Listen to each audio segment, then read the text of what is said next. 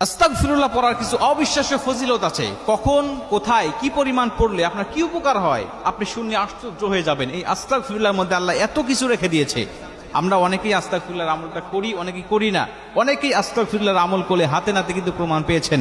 অনেক ভাইরা ফোন দিয়ে বলে, হুজুর আস্তাগফিরুল্লাহর যে এত পাওয়ার, এত ক্ষমতা, এত কার্যকারিতা আগে জানতাম না। আমি বলছি আপনাকে, আপনি আমলটা শুরু করেন, আজকে থেকে শুরু করেন, 1 মাস 15 দিন করেন, দেখেন আপনার ফলাফল আপনি নিজেই দেখতে পারবেন ইনশাআল্লাহ। আস্তাগফিরুল্লাহর এত একটি পাওয়ার, আল্লাহ পাক আমাদের জন্য একটা সহজ একটি আমল পাঠিয়েছে।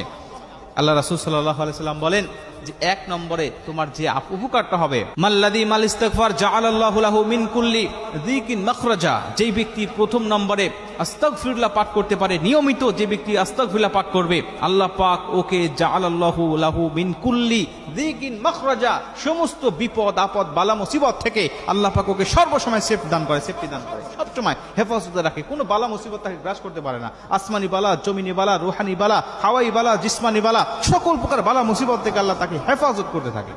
আপনি দেখবেন যে অবিশ্বাস্যভাবে, গায়েবীভাবে আপনাকে এই বালা মুসিবত থেকে আপনাকে হেফাজত করে দিচ্ছে। আপনি সবসময় মাল্লাযী মাল ইস্তিগফার মানে হলো সবসময় আপনি ইস্তিগফারের সাথে লেগেই থাকবেন, ইস্তিগফার আপনার মুখ দিয়ে পড়তেই থাকবে।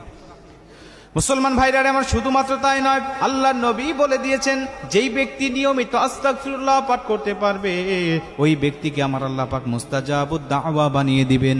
মুস্তাজাবুদ দাওয়া মানে হলো ওই ব্যক্তি দোয়া করতে দেরি হবে, আল্লাহ পাক তার দোয়াটাকে কবুল করতে দেরি করবে না।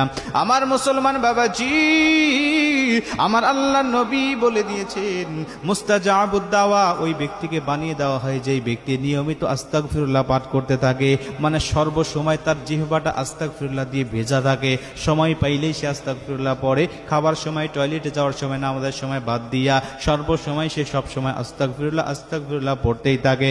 আমার মুসলমান বন্ধু, আপনারা জানেন ইমাম আহমদ ইবনে হাম্বল একটি প্রসিদ্ধ ঘটনা, তিনি যখন কোনো একটি দেশে চলে গেলেন, সফরে নিয়তে রওনা হলেন, একটা মসজিদে রাত্রি যাপন করার জন্য তিনি ঢুকে গেলেন। মুয়াজ্জিন তাকে রাখতে দিলেন না, তাকে থাকতে দিলেন না, বের করে দিলেন। মুসলমান বাহিরের একজন রুটি বিক্রেতা, একজন দোকানদার দেখলেন যে তার সাথে মুয়াজ্জিনের সাথে আগন্তুকের ঝগড়া হইতেছে।